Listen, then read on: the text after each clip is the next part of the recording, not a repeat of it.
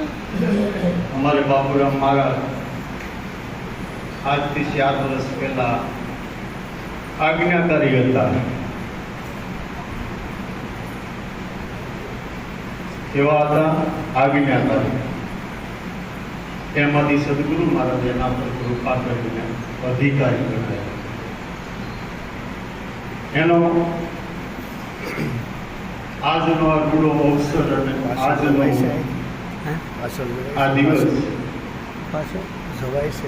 ખરેખર તો મને જ્યારે મહારાજની સાદર પડી ગઈ પાસે આપણા સંતો તરફથી આ જ્યારે આમંત્રણ મળે ત્યારે મને બહુ આનંદ થઈ જાય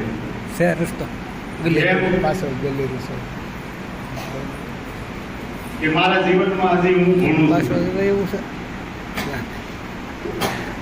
હજી પણ હું પ્રેરણા લઉં છું દરેકના જીવનમાંથી, અને પ્રેરણા લેવી જરૂરી છે। અને વિશેષ તો તમે બધા જ્ઞાની છો, બધા ગુરુના બાળક છે, તો ગુરુના બાળકને તો આપણે જ્ઞાન શું આપવાનું હોય? આપણે એની આગળ તો શું વાતો કરીએ? હરિગુરુ સંતો જે કંઈક આપણે આગળ રજૂઆત કરી રહ્યા છે એની જે કંઈક આપણને સમજણ આપી છે એના કંઈક કાલાવાલા કરી શકાય, બાકી બીજું કંઈ કહી શકાય નહીં। હું અહીંયાથી કંઈ રિલે કરું, તમને જ્ઞાન આપું, તમને કંઈક સમજાવું, તમે સમજી જાઓ, એવી કોઈ આ વાત મારો છોકરો નો સમજતો હોય તો તમે સમજો ખરા?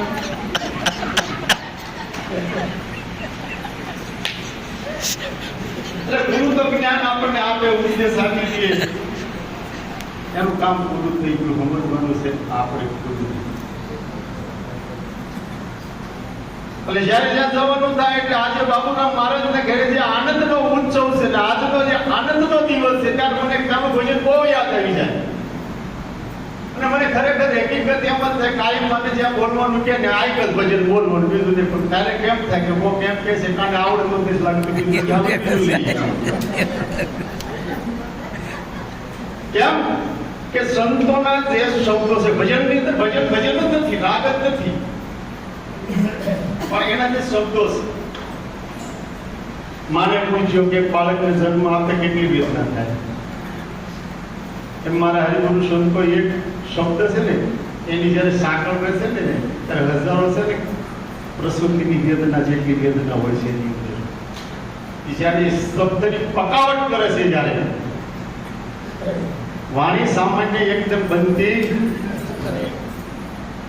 અમારા પુરુષો શબ્દો કીધા કેવા કે જેને આગણીએ આનંદ થાય સત્સંગ એને કહીએ, જેને આગણીએ આનંદ થાય સત્સંગ એને કહીએ।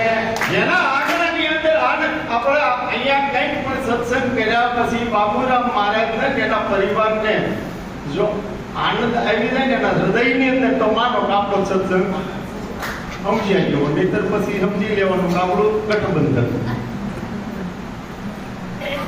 સત્સંગ તો એવો થવો જોઈએ કે હરેકને એમાં આનંદની અનુભૂતિ થવી જોઈએ। જ્યાં સુધી આનંદની અનુભૂતિ ન થાય, આમાં માયલાર મંડાવવાનો છે, બીજું કાંઈ કરવાની જરૂર નથી મારે વાલા। આમાં ઉપદેશ લીધો હોય એ કઈ સ્વર્ગમાં જાય અને નથી લીધો એ નરકમાં જાય, કોઈ આશા રાખશો ને છોડી દેજો બધી આશા। આ માયલાને સમજાવી લ્યો કે હું આવતો નથી, જાતો નથી, વાત થઈ ગઈ।